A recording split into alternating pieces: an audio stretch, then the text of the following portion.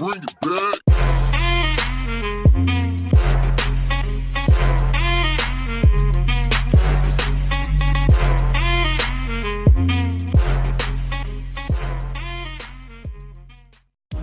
Olá pessoal, temos certeza de que todas as pessoas já sonharam pelo menos uma vez na vida em ganhar uma quantia enorme de dinheiro sem fazer muito esforço. Não tem como achar que isso não é uma ideia tentadora. É por isso que muitas pessoas são viciadas em jogos de azar. A verdade é que não é nada fácil ganhar uma quantia realmente grande nas casas de jogos, mas há pessoas que conseguiram fazer isso mais de uma vez. Quem são esses espertinhos que conseguiram ganhar muito nos cassinos? Hoje contaremos pra você. Vamos lá! Gonzalo Garcia Pelayo. A maioria das pessoas que jogam na roleta sabem que a vitória depende da sorte, mas apesar disso, elas ficam tentando encontrar uma lógica e criar uma estratégia especial para ganhar. Soa um pouco absurdo? E se dissermos que um homem chamado Gonzalo Garcia Pelayo conseguiu fazer exatamente isso? Gonzalo nasceu em 25 de maio de 1947 na Espanha. Durante a sua juventude, ficou claro que ele tinha um talento para os jogos, mas ele resolveu estudar para ser um matemático e posteriormente trabalhou como engenheiro de som e produtor. Isso até os anos 90, quando o Sr. Garcia Pelayo finalmente decidiu começar a criar sua própria estratégia de jogo. Ele passou alguns anos estudando as características da roleta. Para realizar experimentos nos cassinos, ele contou com a ajuda de seus 5 filhos, que naquela época já eram maiores de idade. Durante várias semanas, a família Garcia Pelayo visitou um cassino, memorizando ou anotando os números que saíam constantemente em cada uma das mesas. Então, Gonzalo inseriu todos os dados em um computador e o sistema resultante permitiu que ele ganhasse $1,5 milhão na roleta. 1,5 milhões. Uau! Mas, como é frequente em tais casos, os donos dos cassinos duvidaram da sorte de Gonzalo e resolveram processá-lo, acusando-o de trapacear. O julgamento se estendeu de 1990 a 2004, mas terminou com a vitória do talentoso matemático. Edward Thorp.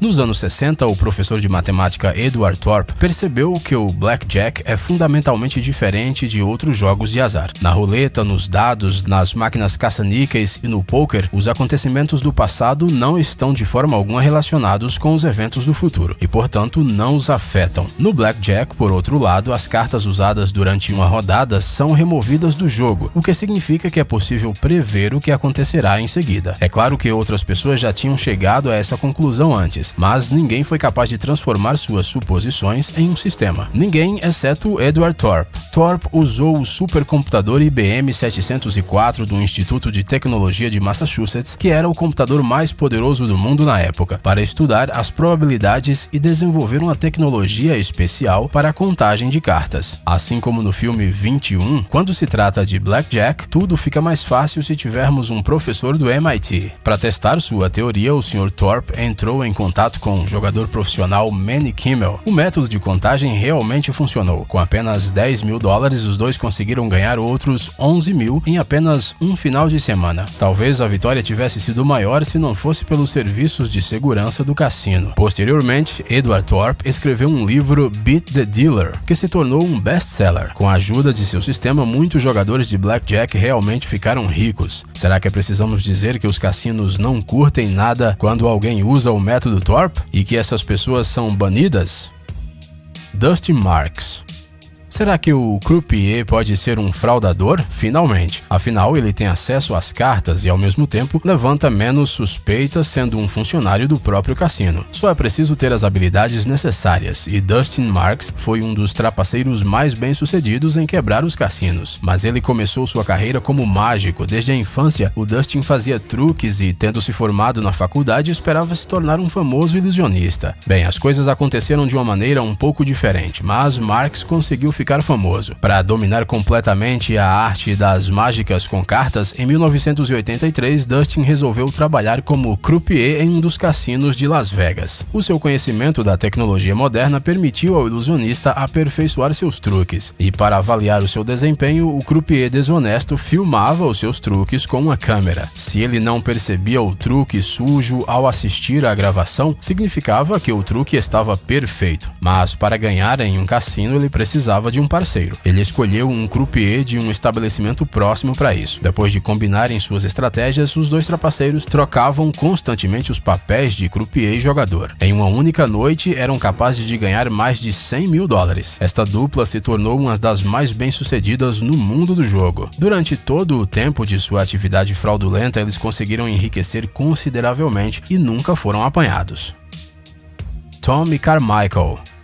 Por cerca de 30 anos, Tommy Carmichael foi um simples americano cumpridor da lei, mas tudo mudou quando ele encontrou uma velha máquina caça-níqueis na garagem de um amigo. Nela era possível treinar trapaças, e foi isso que ele fez. Depois de alguns meses de treinamento duro, ele foi a um cassino pela primeira vez. A sua estratégia era bastante simples. Ele entrava em uma casa de apostas com um amigo, e enquanto esse amigo fazia algum escândalo na parte oposta do estabelecimento, Tommy rapidamente usava um gancho especial na máquina e saía do cassino com os bolsos cheios de dinheiro. O lucro, é claro, era dividido entre os dois. Eles fizeram isso durante 10 anos. Graças aos seus métodos incomuns de trabalho, os parceiros permaneceram indetectáveis durante muito tempo. No entanto, em 1985, eles caíram nas mãos da polícia. Mas a história não terminou aí. No início dos anos 90, as máquinas mecânicas foram substituídas por modelos eletrônicos mais sofisticados e se tornou quase impossível enganá-los. Mas isso não parou Tommy. Ele comprou uma nova máquina caça-níqueis e levou-a para sua casa para estudá-la com cuidado. Alguns meses depois, o trapaceiro criou uma varinha de luz capaz de cegar as fotocélulas da máquina. Com a sua técnica, bastava a menor vitória para que ele erguesse a sua varinha para a tela e a máquina lhe desse uma enorme quantia de dinheiro. Assim, Tommy ganhava mais de $10 mil